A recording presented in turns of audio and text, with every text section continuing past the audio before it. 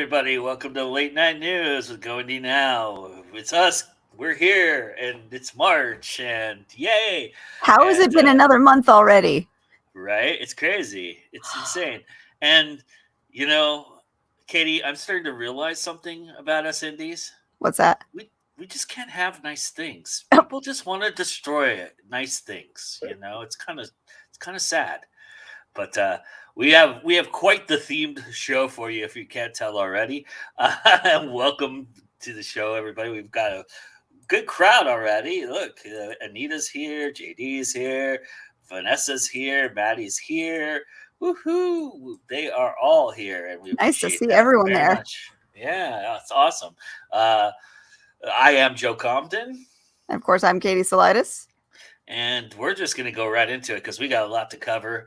And this first story, obviously, a lot of you already know about it, but it's a doozy. But we're going to go over it, and we're going to track it with a fine-tooth comb here. So, Katie, our top story tonight, you want to start us off? Oh, please? It's Brandon Sanderson breaking the internet with his Kickstarter.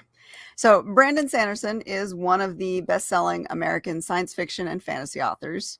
He, last week, revealed 4 brand new novels that he produced in secret over the past 2 years and decided to fund independently through Kickstarter. Sanderson is well known for finishing Robert Jordan's Wheel of Time series, and he's also known for his own extensive series. His Kickstarter project reached its goal of $1 million within 35 minutes of going live, and currently sits at over $26 million. The project includes 4 previously unannounced secret novels and a 12-month subscription option where you can receive exclusive merch the 2 months between each book's release. The reaction to the overwhelming success of Brandon Sanderson's Kickstarter campaign has been a bit of a mixed bag, though, from both the casual audience as well as writers.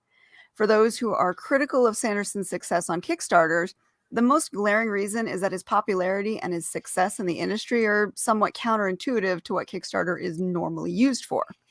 More often than not, the outlet is used for lesser-known creatives in need of crowdfunding for their creative projects, who otherwise wouldn't have the sources or the means to fund it. In Sanderson's case, he is still linked to his current publisher, which is Tor, and theoretically could still have released those new secret projects through his publisher. He simply chose not to. Now, while his reasons for not going through his publisher can be considered noble on the surface, this is still an immensely successful writer who doesn't need a Kickstarter. It's important to note, though, that not only does Sanderson have a massive fan following, he's done at least one other multi-million-dollar Kickstarter in the past, and on the surface, the intention was to give directly to his fans. He wanted to put his works instantly into their hands without a middleman, without a publisher, and he's offering backers the works, additional perks, additional goodies, limited edition gift boxes. So it kind of becomes hard to criticize whether or not this is a cash grab or not, because if you weigh in all of the costs of warehousing, of making these swag bags, of creating the perks, warehousing, all of this, he's not likely to make as much of it a profit as you're probably thinking. You look at that big, $26 million and you go, oh my God, that's a huge number. But it doesn't go as far as you think. And it's also not exactly a crazy advance if you consider it against what previous publisher advances used to be. We can look in the past and look at Dell paying Ken Follett about the same amount for 2 books in the 90s. Penguin also paid Follett about $50 million for the Century Trilogy in about 2008. So if you're looking at the number just in general, it's not that huge compared to what traditional authors have been able to pull in the past. Now, there are some that are justifiably upset at the success of this Kickstarter, and a lot of them point to the fact that women or people of color might not have been able to pull in that kind of a reward, or definitely not 35 minutes to fund your project. Back in 2015, author Stacey J took to Kickstarter to get her sequel to her YA fantasy novel published, and she was driven into hiding because she was told she was asking for too much. Her son was looking for about $10,500, which 66% of that money would have gone to cost of living expenses for her and her family so that she could actually have time to write the book. So most other authors are not going to launch a Kickstarter asking for millions of dollars. Most of them are looking in, the teens and maybe 20,000s. There's currently a Kickstarter by Katie Roberts right now, and she's trying to do her hardcover edition for her Wicked Villains books.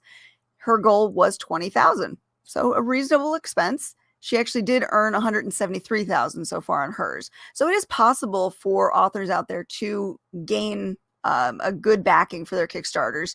It's just not going to be the Brandon Sanderson level of millions of dollars within 35 minutes to, a week's time.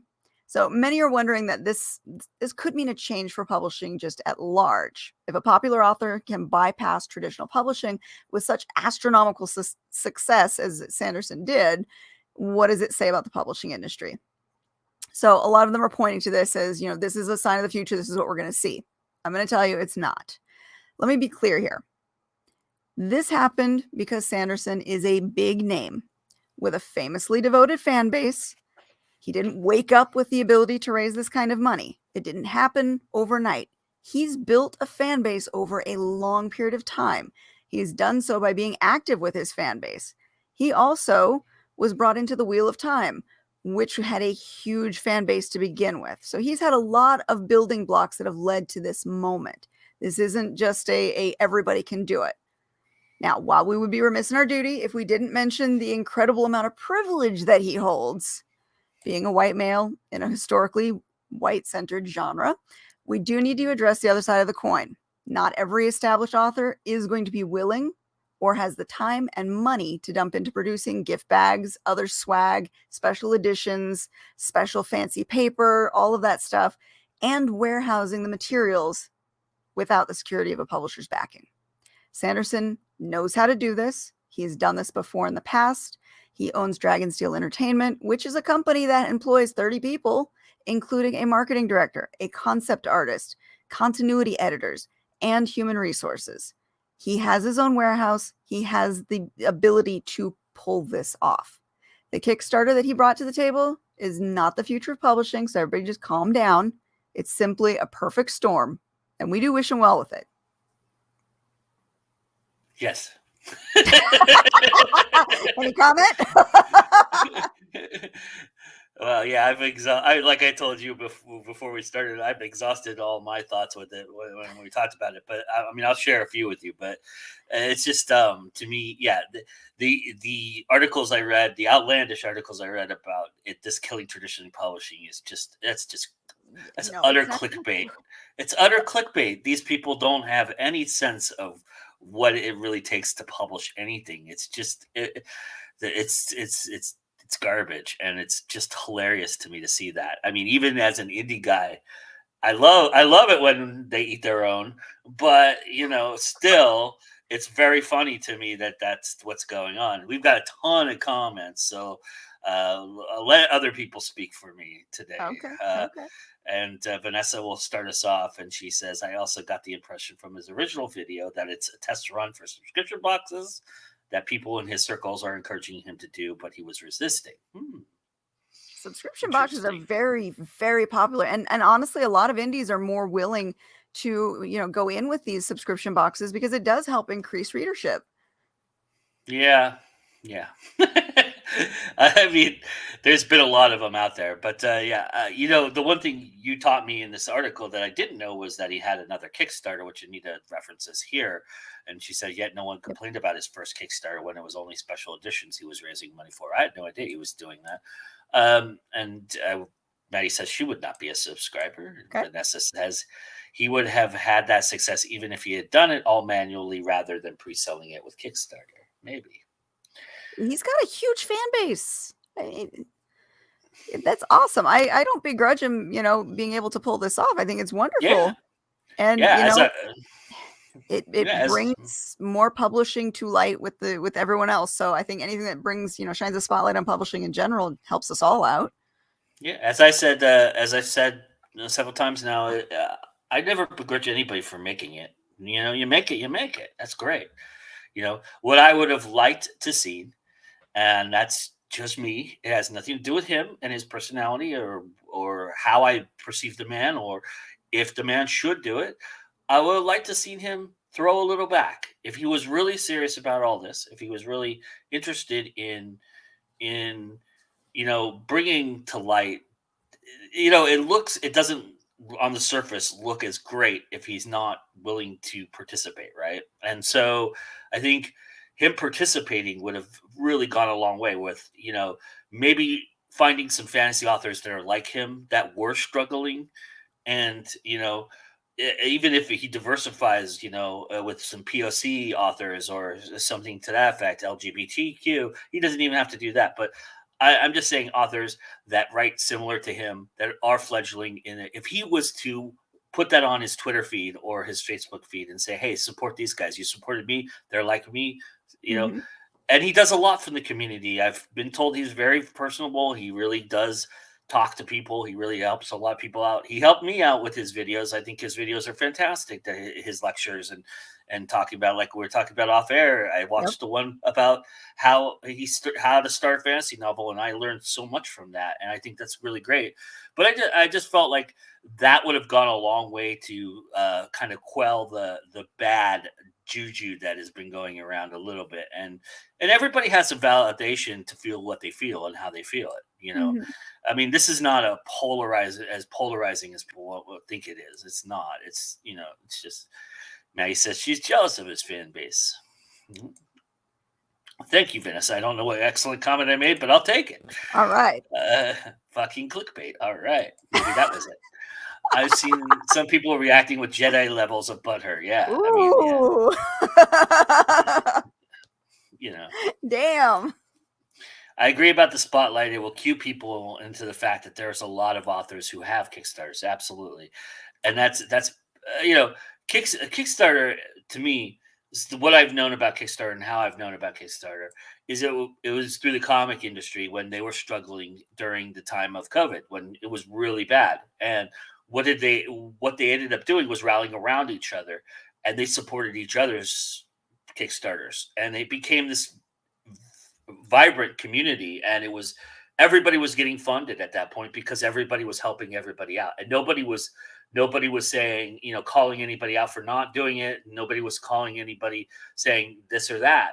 It was just an unwritten thing that happened. And it's just sometimes when you're that big and that huge, you lose hindsight a little bit about what you could have done, and I'm not, and I have no place to talk because I'm not that big or that huge.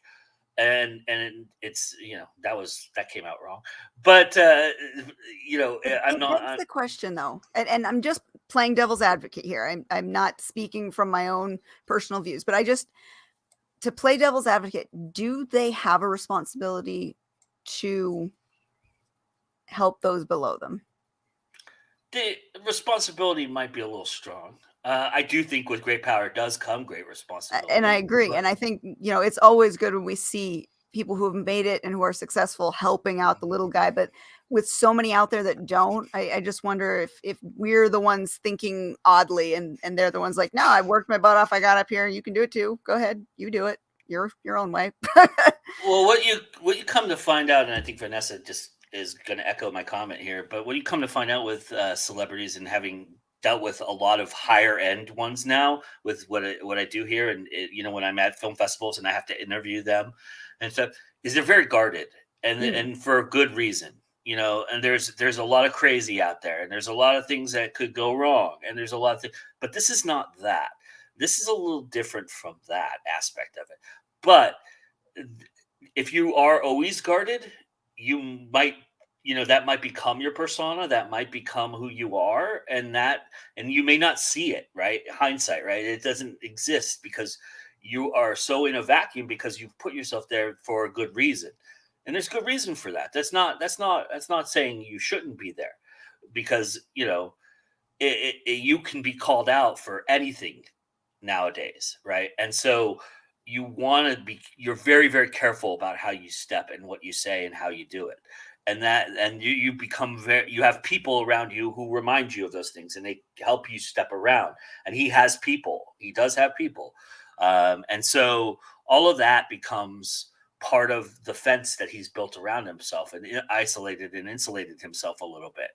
And so you don't get that hindsight often. And so I don't fault him for not doing any of that. It's his life. It's his way. He's successful. And he's appeasing a part of him that really matters, which is his fans. He really cherishes his fans, and he's showing it. He's rewarding them, and that's great, and that's awesome. And he has no responsibility to the indie community because he's not really indie. But if you're doing this, a little goodwill, it's just, I agree. I agree. It would go a long way, even towards increasing his popularity by being able to, give back in some way to the community. But I do see a lot of the comments when I was researching this article were people who were just completely butthurt. And then there were people who were like, yeah, he did great. It's his money. It's his, earnings. Why is anybody complaining? So I just wonder what the general, population feels about this as far as what he should or shouldn't have done. He's going to make a great next book series. He's going to please his fans. We obviously know that. And if he wasn't a good writer to begin with, he wouldn't have had that, raving fan base. He wouldn't have earned the ability to finish the Wheel of Time series. So, absolutely. He's got the credit there. Yep, absolutely. 100%. And more comments here. From what I see, it's rare for the higher profile authors to consistently throw a bone to lesser known authors because it's about supporting your circle. Yeah, that's a good point too. Because your circle is not as famous as you, and you have friends that are in your circle that are authors. You want to help them. That makes total sense as well. You're just not hearing about that, and maybe that's by design. When's the last time a high profile author said, wow, I read something indie and that was amazing? That's true. That hurts too. My heart. I think higher profile supporting or not lower profile depends on a lot of things. Absolutely, it does. Absolutely. I think there's a big difference between indie author communities and traditional public. Yes, there is. And I think that gap is narrowing. I do think the one thing I will agree with on the stupid clickbait nonsense and all the nonsense about it's killing traditional publishing. It is becoming more of a hybrid lifestyle, and it is shrinking to an extent, but it's not killing the publishing industry. The publishing industry has found a way to profit off of that regardless. If anything's killing the publishing industry, it's the publishing industry that's killing itself. I was just going to say, that's exactly what I was just going to say. Look at the author advances. That number that I quoted earlier, 2008. How long ago was that? And that was an advance that was handed out in 2008. You're not getting near that right now. And if you do get an advance, it's going to be chopped up into so many little bits and pieces. You'd be lucky if you get to that final payment. And that's not going to be enough to pay your rent. Like they've cut all of the advances. They give all of the money to the books that are celebrity-based books so that the regular authors are no longer capable of earning the big figures. Your Stephen Kings, they're still going to get the good advances, the good contracts, but any other author out there isn't going to get that. That's why indie publishing has become such a popular thing.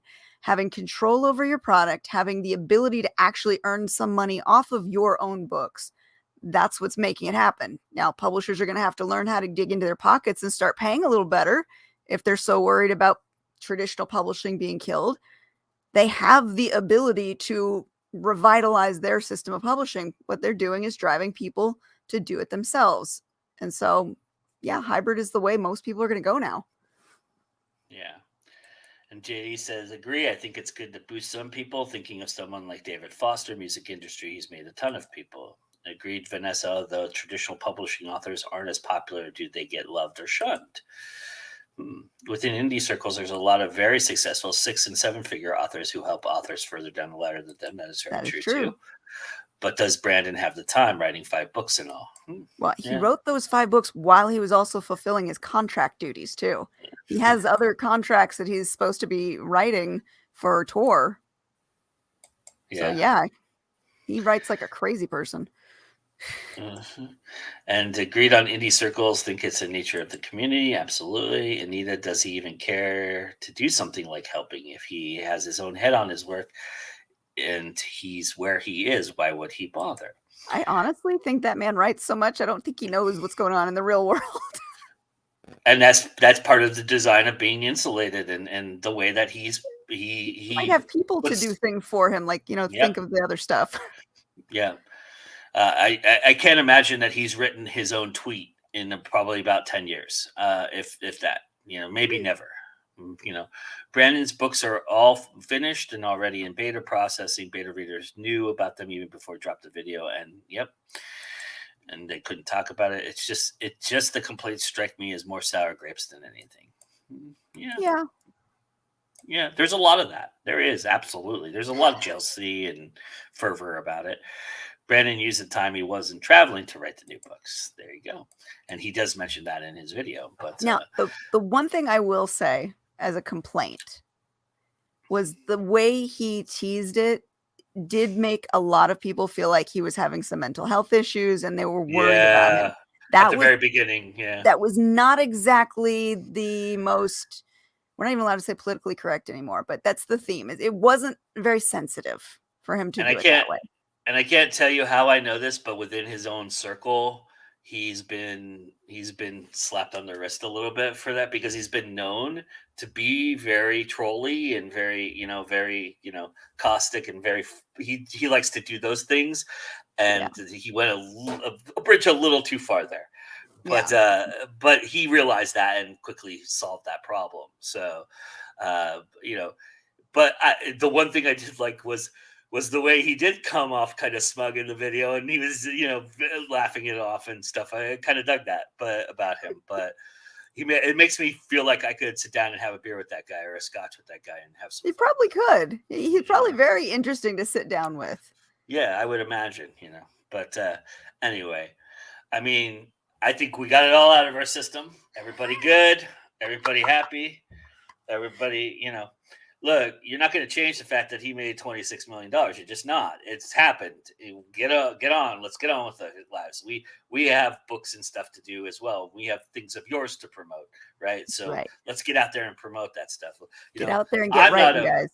Get off the TV or get off the computer right now and go write. Wait, hold on. Wait till the show's done. Then go and get your books written. I think so too. I think we would have a good time. I think we would have a nice conversation. So anyway, but that's news we couldn't ignore. And Katie hasn't been able to chime in yet. Obviously, you've been seeing enough of it on Go Indie now, and like everything, we exhausted to the nth degree. But I had to have Katie chime in, and we had to kind of lay it out, because we didn't really lay it out at all in any context, and this was the show to do that. So I feel like we laid it out, and you just need a booster seat. He's a tall dude, right? What you gotta slap me in the face for? Wow.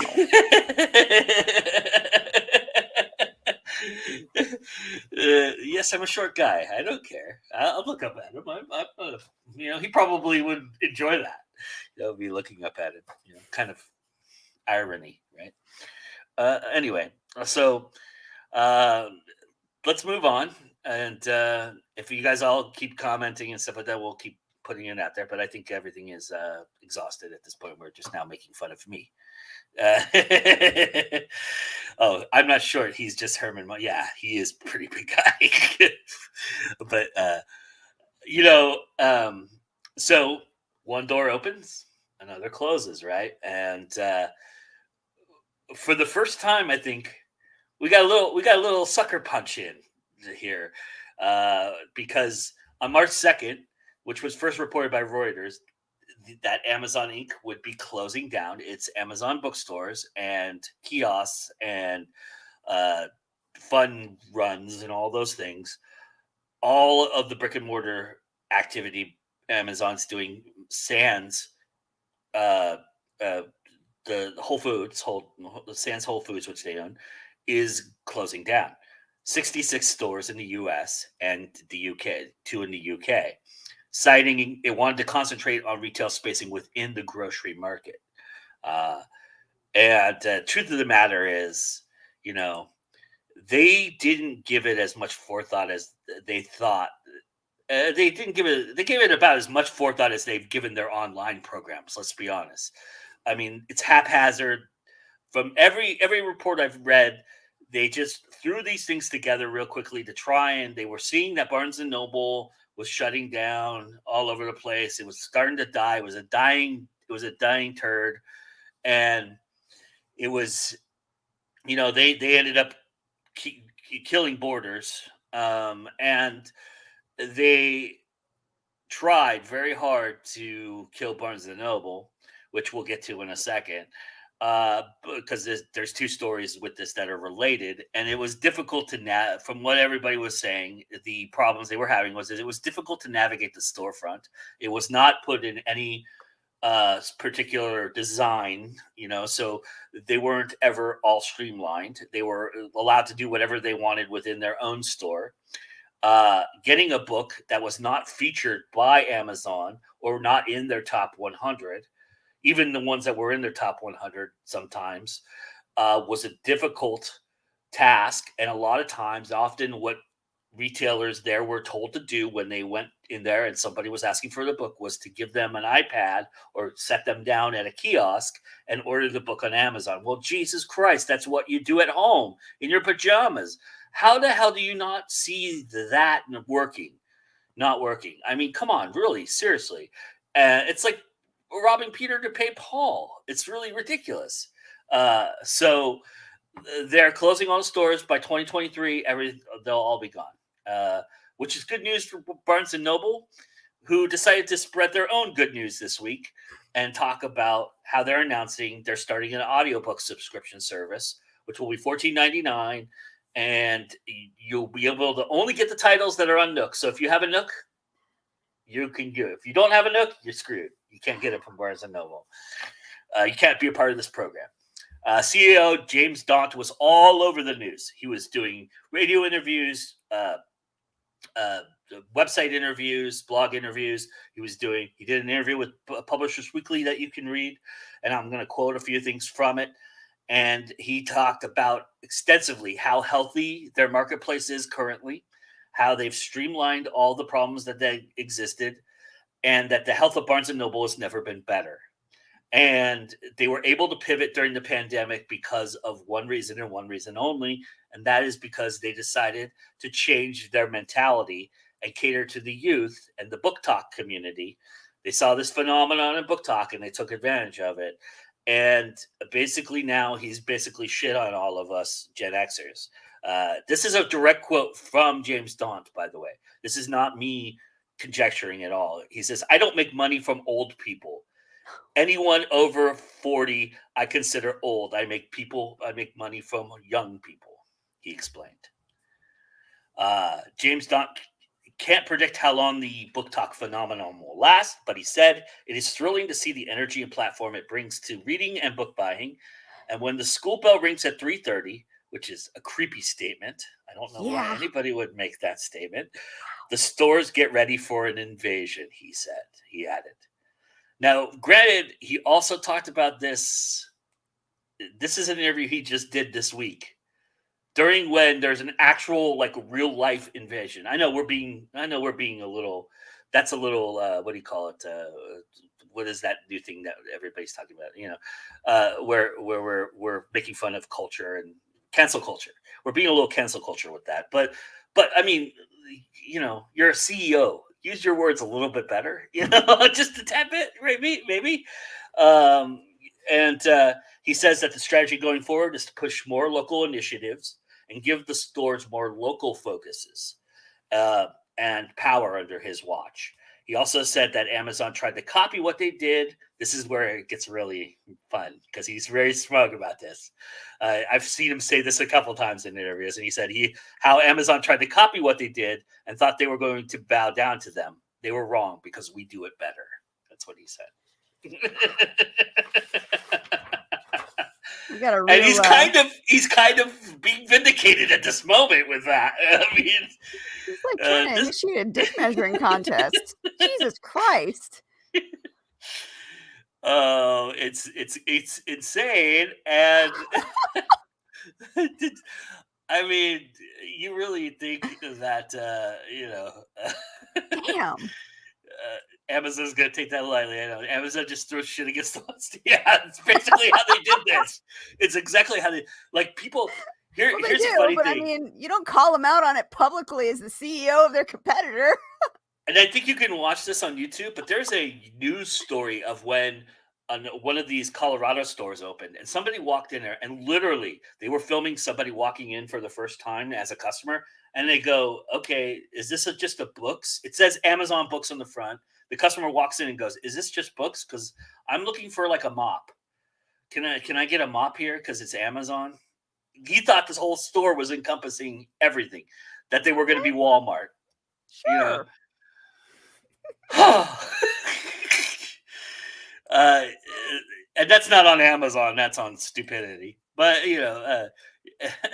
yeah, you go into a bookstore, you want to leave with a book, right? Right, Wow, right. what a cock!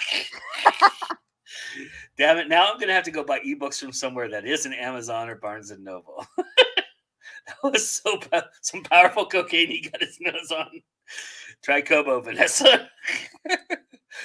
I've been trying not to buy from the Zon, Oh, honestly. it's hard though. It's Yeah, it so is. hard not to. Yeah, now we know what he uses for a bookmark. The only ebooks I've ever bought on Amazon, I've paid with digital credit cards. I will not give them money for ebooks ever. But yeah, so we got a small little victory that we can all celebrate. The Zon finally took a hit, and I would love to sit here and say after 1 week of them being merged that Drafted Digital and Smashwords did anything, but they did nothing. It's nothing. There's no talk at all. So, for anybody out there who was thinking that they were going to revolutionize and take on Amazon, you may be waiting a while. Yeah. So, and that's understandable. There's a lot of logistics and things. Then they've, again, we rehashed this last month. They talked about that. It's going to take them a while. You got to be patient, but certainly it's nice to strike a little blow there and make them aware. But again, it's like a sneeze to them. It's like, okay, we're going to shut down these brick and mortar stores. This hurts a little bit more than a sneeze. Maybe it's like a nosebleed more, but ultimately it's not anything that they're going to sweat about. No. So and Barnes and Noble just kind of sticking the knife in further is kind of comical to me. But Yeah, hubris, man, hubris. You know what happens? well, damn it, we're a society of do it now, right, Vanessa? That's So true. I need it we now. That's why Amazon got so damn popular too. Because everyone wants their stuff tomorrow. But yeah, it's gonna take a well, while. sneeze in these times can scare the shit out of us. True, very true. Oh yeah, Very true. now that all the mask mandates are going away, when you do walk into a store and someone sneezes, you've got those side eyes. You're like, Instant gratification. Yes, absolutely. All right. Uh, we have we can't get away from companies buying one another either, because with our next story is as polarizing, if not more polarizing, from what I'm reading and learning about from the indie music community. If you didn't know, Epic Games, the company behind that started as an indie company, made their way up, and then they created Fortnite, and they are the company behind Fortnite. They have purchased uh, Bandcamp, which is an indie darling, uh, and musicians were informed of this before the merger went through, that this was happening, so they were given some heads up. I've talked to several creators in the indie music world. A couple of them gave me some things to talk about here, and they say that the music on this they say that it sparked a lot of conversation in the music indie world, both for and against. There was a lot of conversation, much like we've been talking about Brandon Sanderson not getting away from our feeds. A lot of these indie musicians have been talking about this merger. And one of the artists told me that they're hopeful that Bandcamp will hold steady. They have a lot of goodwill in the music world from both artists and consumers, but most of my musical artist friends are preparing contingencies just in case. We make more in a single Bandcamp sale than a couple years of Spotify streams. That's how important Bandcamp has been to the indie music artist. On March 2nd, Epic Games confirmed the purchase of the indie music stream darling Bandcamp. Bandcamp's mission, this is a quote from the CEO, Bandcamp's mission is to help spread the healing power of music by building by building a community where artists thrive through the direct support of their fans, said Ethan Diamond.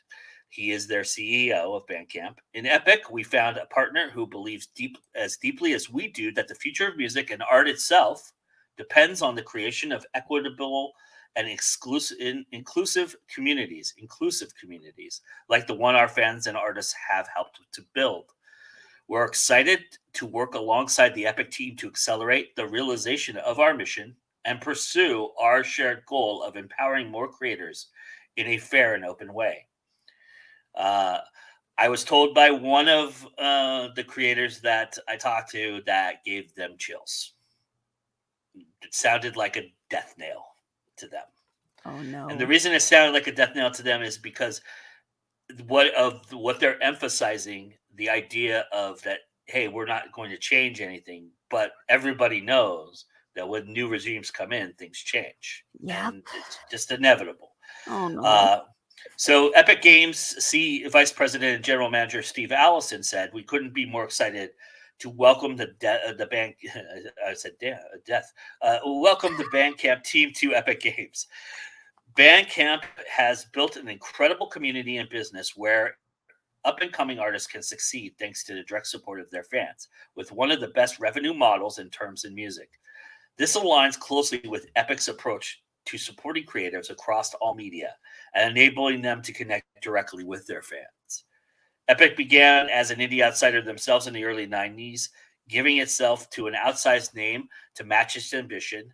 Since then, it's gone on from a cheeky startup founded by a programmer named Tim Sweeney out of his dad's garage to a pioneer in PC 3D graphics to console-centric development studio.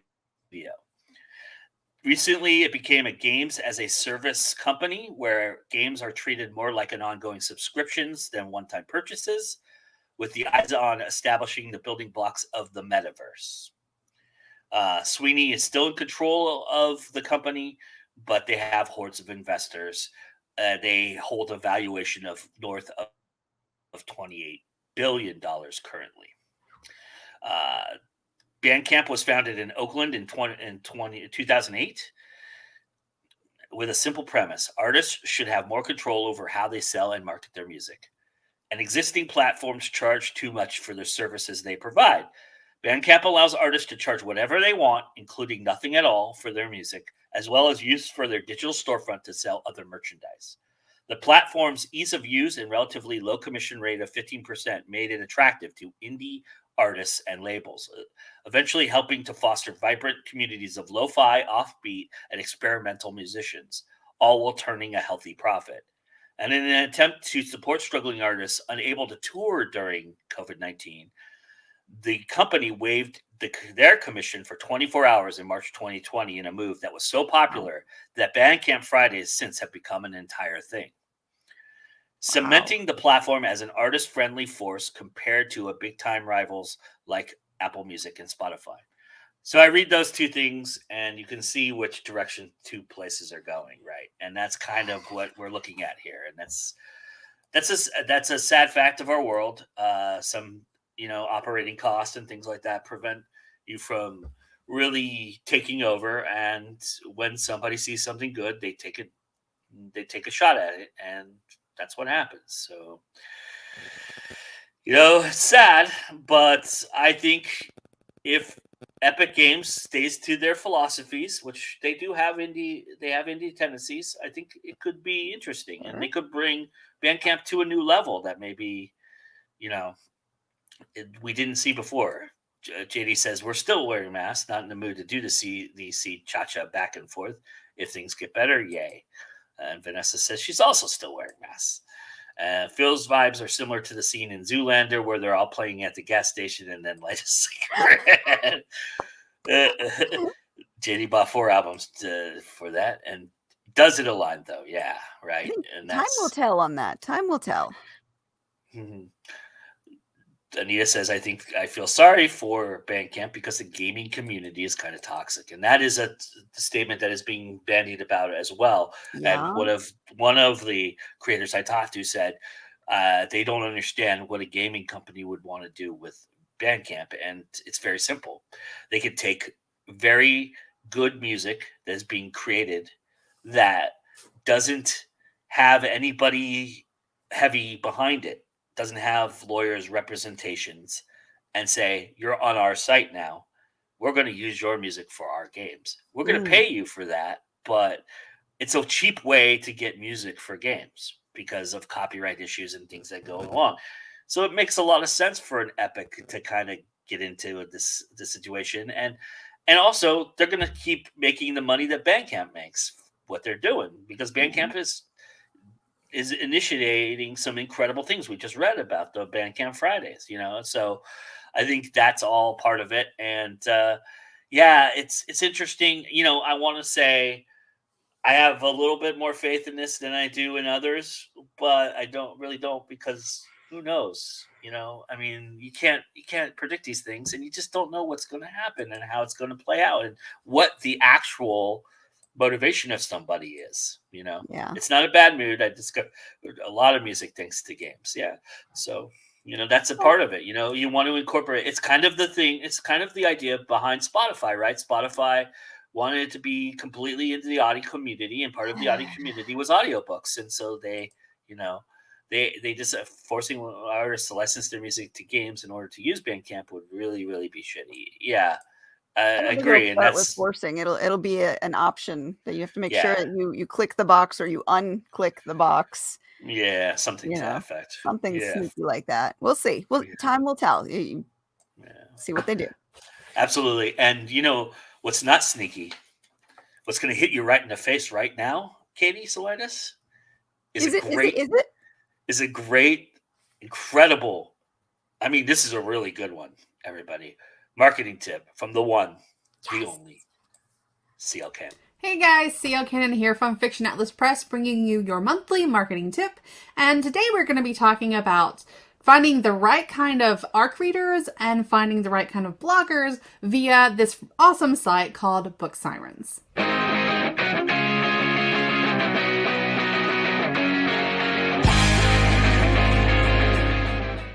Okay, so the first thing you want to do is go to booksirens.com. And this is the website I'm going to be telling you about today. This is a place where you can get ARC readers. That stands for Advanced Reader Copies. That's where people can review your book. This is an ally partner, and it's been featured on Kindlepreneur. So it is a reputable company. They have a free program, and they have a paid program, and a couple different ways to do the paid program. So this is a great place for you to send out your ARCs and get some great reviews. But what I really want to talk to you about today is finding bloggers. It's so hard to find bloggers, and especially ones that are accepting submissions. So you're going to scroll all the way down to the page and go down to here where it says Authors and Publishers, Browse Book Bloggers. Now, whether you're signed up with Book Sirens or not, this is an absolutely free tool. So what you're going to do is you're going to enter your book genre. I write YA fantasy, so I'm going to type in YA fantasy. You'll see it pop up right there. This is showing me all of the book reviewers, 1,302 reviewers who review young adult fantasy books. And I can even go over here and I can see if they do it for free or if they're paid, if they accept from indie publishers, small publishers, big publishers, publicists, where they post their reviews, and what sort of formats that they accept. Now, I want to say I want reviews for free, and they will accept for indie authors, and they're going to post their reviews on at least Amazon. So that narrows it down to 778 reviewers. Now, let's see. I want to give them either an EPUB or a Mobi. So now we're down to 704 reviewers. And this will show me what they prefer to read, if they're currently accepting reviews, their name, and their contact information, which is down here. You can click this and it will tell you how to contact them. Sometimes it is a page on their website with a form, and sometimes it's just their email. And there also shows their review policy, which is really handy to have all this information all in one place. It also has down here their social reach, where they're posting their stuff at, if they cross post, and their socials. It's a great way to narrow down the immense search that you have to go through to find book bloggers who are actually accepting reviews, in your category and you don't have to pay for, and who accept the format, because a lot of people, especially bloggers now, want the paperbacks or the hardcovers or audiobooks. And hey, if you're wanting to do that, you can do that too. Let's say we want to get reviews for an audiobook. So I'm just going to come down there, uncheck EPUB and Mobi, and I'm going to hit audiobook.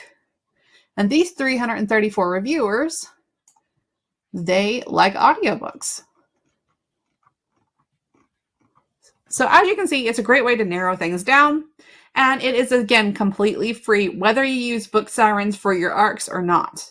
This is just a lot simpler way to get in contact with these bloggers than having to go and cold email them all and have to do all kinds of research and go through spreadsheets and take up a lot of valuable time. They make it very easy, and I think it is a wonderful, wonderful tool that I hope that you'll use. Okay, that's all for me this month. I really hope that you can check out Book Sirens and see all the amazing stuff that they have to offer, especially all the free resources they have. I hope you check that out. As always, if you have any questions, you can always email me at info@fiction-atlas.com, or you can message me on social media. I hope you guys are having an awesome month. I will see you next time. Bye.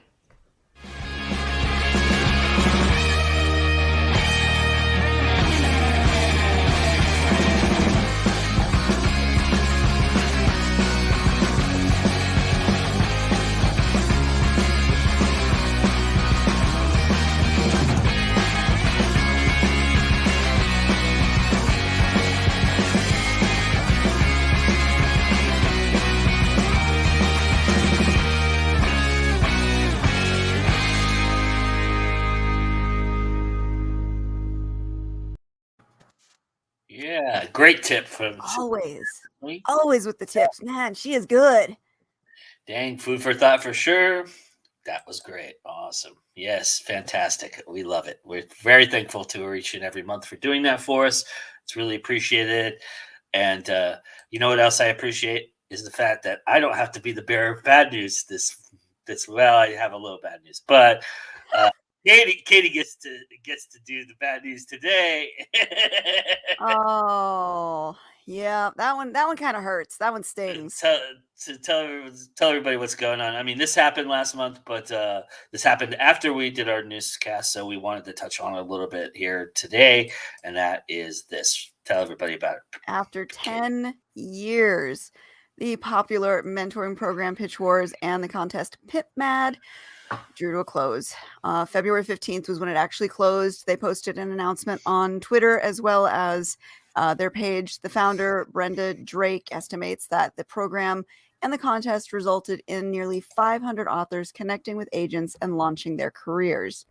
Drake's primary motivation for creating the contest and mentoring program was because when she started, she had a hard time breaking into it, and publishing blogs and critique-based contests and blog hops were the way she had gotten support. And after getting an enthusiastic response to a blog-based contest she called Pitch Madness, she offered another one, #PitMad, as a consolation prize for those who hadn't succeeded in the blog contest. Since 2012, the Twitter-based PitMad was so popular, it became a quarterly pitch contest. A year-round mentoring program, Pitch Wars, was added not long after, matching aspiring authors with published mentors who would read the entire manuscripts and give advice on how to improve them. The pitch contest exploded in popularity. It became highly anticipated. Everyone looked forward to participating in it. The writing community embraced it wholeheartedly. and it became a faster and more accessible route to publishing than the traditional querying, with the side benefit of helping foster bonds between writers and improving their craft. Hundreds of thousands of PitMad tweets flooded Twitter during the brief opening periods, attracting the interest from increasing number of agents, who agents also benefited, especially the newer ones, from being able to find people who are writing in the genre that they wanted to represent. So it kind of helped both sides. It wasn't just the authors, it was also helping fledgling agents. And of course, now that has come to an end. The contest and the mentoring program are now closed, but there are other programs out there. Just a few that come to mind are Writer Mentor, DV Pit, Revi Pit, and Author Mentor Match, and Diverse Voices Incorporated, which is a nonprofit mentoring program. Those are still available. But as of now, just due to the founder not having the time to be able to devote to it, it's a volunteer-based program, so the volunteers were also having trouble keeping up. I'm sure COVID had a lot to do with it as well, but it just became overwhelming and they couldn't manage it the way it should be managed. So we are sad to see it go. This again happened in February, about February 15th. And there are other programs out there, but we will sorely, sorely miss PitMad. Got infiltrated by scammers, probably helped kill it. Yeah, that's probably good. Good thought. It was, a lot of it had to do with some of the negative aspects of Twitter, which Twitter was where it was born. Yeah.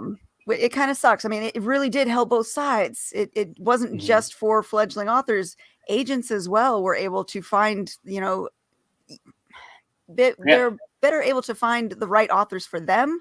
They were better able to create a good stable of authors to work with. So it was all around good for the community. And as one agent once told me, if we're doing a video conference call, it's because I'm in my pajamas and I didn't want to go no fucking where. So this was a great way for them to do these, because these things happen for people who've never had these experiences. These happen at pretty much every writing conference you could think of. They have pitch sessions, they have blue pencils, they have all these different things that you can do to further your career by getting a chance to pitch, to talk to agents, to talk to publishers. And they do this in kind of a mad rush, kind of one room scenario where there's 55 tables and you have to go in between each table and do those things. Some of them do it in separate rooms, so whatever. But the idea is the same concept, and that's how that is done. And so being able to do it at the veil of a screen where nobody even sees you, I can't imagine that they're nothing but naked there, right? So Vanessa wrote a comment about it offering a connection between the community and aspiring authors and professional publishing pros. Yeah, that was the other thing too. The mentoring aspect was really, really good for older authors to be able to help the younger, newer authors figure out what to do. Yeah, this goes to my comment earlier, JD, that we can just not have any good things. Wordo was such a great thing, and this is. I never got in on that. I kept seeing it pop up, but I was like, nope, and then it got sold, and I was like, now definitely not. I mean, it's still going as its infancy was created. It's still going in that respect, but yeah, I'm just not going to touch it. It creeps me out that there's anything involved with the New York Times in that respect. I have a thing with that. And I'm not comfortable. I'm not comfortable with them being able to cookie my data because I'm on their site doing their puzzle and shit like that. So it just doesn't compute for me, and that's just something that I have a problem with. That's personal. It has nothing to do with Wordle or the New York. Well, it has a lot to do with the New York Times. But that being said, anyway, we do want to mention before I close with a personal note, and we're probably going to go over it because of that, but that's fine. I do want to mention another story that we have that's very important, because I believe I can speak for both of us here and say that Go Indie Now stands with the people of Ukraine and all that they're going through and everything that's happening out there.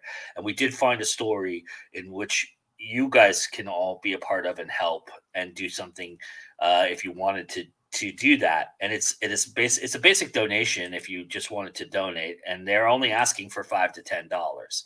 You know, it is the Polish Literary Foundation, and they're spearheading a campaign to supply books to Ukrainian refugee children in Poland, as it organizes a fundraiser for the Ukraine publishers. The drive comes amid a raft of initiatives from the UK trade to support people in the war-torn country. The foundation, which is a collective of more than 20 distributors and publishers, worked to deliver picture books and coloring books to relief groups as families started to flee Ukraine during the Russian invasion.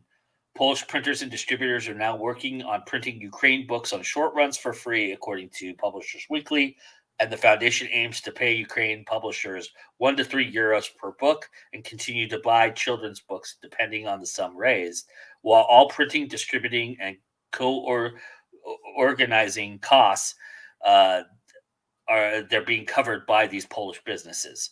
Children's books are being prioritized through all publishers included. And elsewhere, there's other initiatives out there that you can read about. And if we had more time, I would get into all of them. There's a ton of them out there. But this one here struck me as something that's very easy for all of us to contribute. It's just $5. And you can get a child a book and make their day a little bit brighter for that. And I think that's a very, very worthy cause.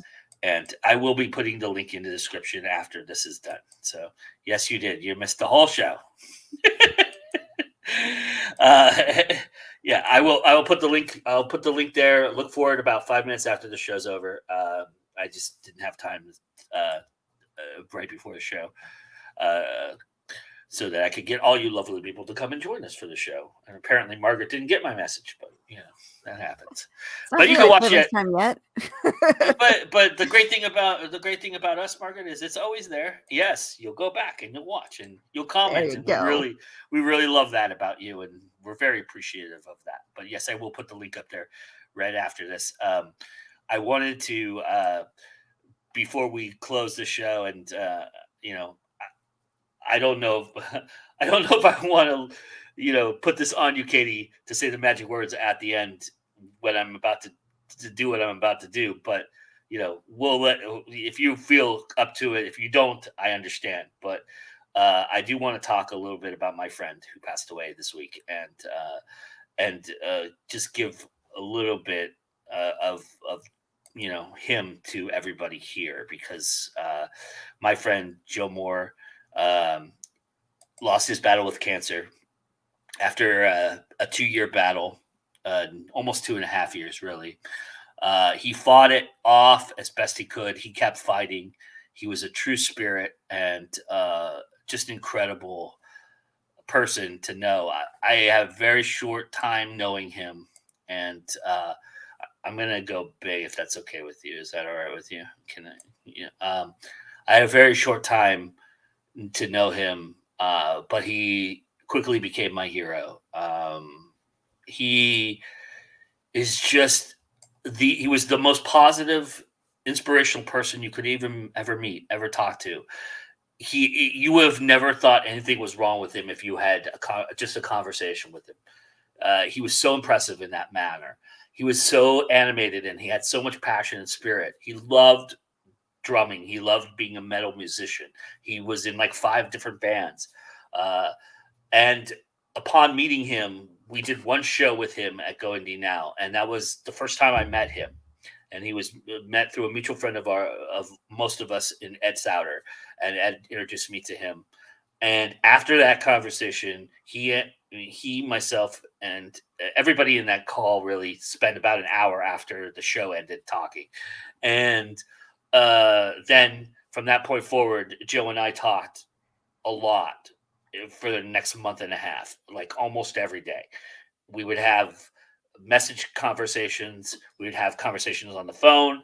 I was telling Katie earlier, when he went to a concert, he would FaceTime me at the concert and give me a little bit. He went to an Iron Maiden concert. I especially remember this. And I told him what my favorite song was, Infinite Dreams. And they played Infinite Dreams, and he FaceTimed me so that I could watch them perform Infinite Dreams. Here's a guy I knew for about 2 months doing that. And we were both going, yeah, throwing up the devil horns and just enjoying it and loving it. And we had deeper conversations than that, obviously, in philosophy. He's a very spiritual guy, very loving guy, New Jersey guy, born and bred, represented his state and his cities very well. And he fought as long as he possibly could. He was, like I said, he's a hero. I really love the guy. He touched me, in a way that, is just unique and interesting, because you get that connection with somebody. We had some things in common, and it just sparked this great relationship that we had for this short period of time, a short period of time that I'm going to cherish for the rest of my life, and honor him with that. Anytime that I feel mad or upset at something, I'm going to look to what Joe would tell me about that, and say, hey man, it could be worse. He asked me one day, this was about a month and a half into his cancer, and he was about to go to treatment. He hadn't gone yet, or he hadn't done any chemo.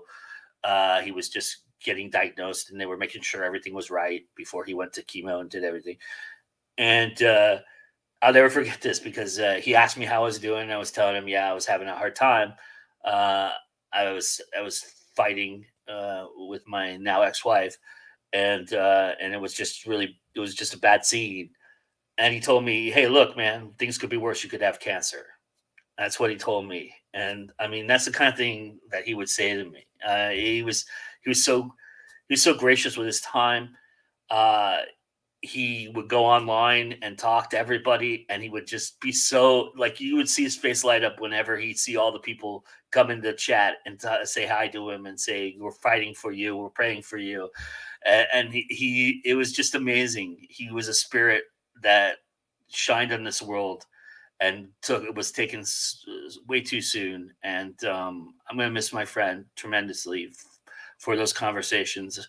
I am happy now that he's no longer in pain. He deserved that. He deserved to ascend and go where he needed to go beyond here. And I really appreciate the impact he had on my life. And here's a little bit of my friend Joe Moore before we close the show. I am Joseph Moore. I am the resident thrash metal drummer.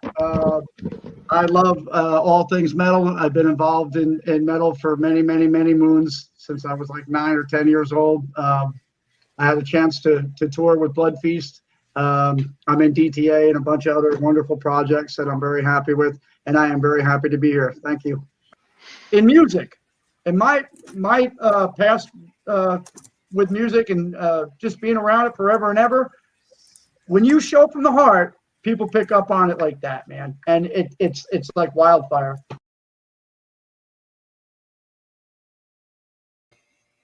All right. I'm sorry to do that to you. That was beautiful, Joe. No, that was beautiful. Thank you. Do you want to say the magic words and take us out of here? All right. It's always time to go indie now. Thanks, everybody. Thanks for letting me do that for the last 5 minutes. I really appreciate it. And have yourselves a wonderful evening. We'll see you next month, where we'll probably have more closures and mergers, and Katie will give you all the bad news, since Katie gives you the bad news. All right, everybody. Have a good one. We'll see you.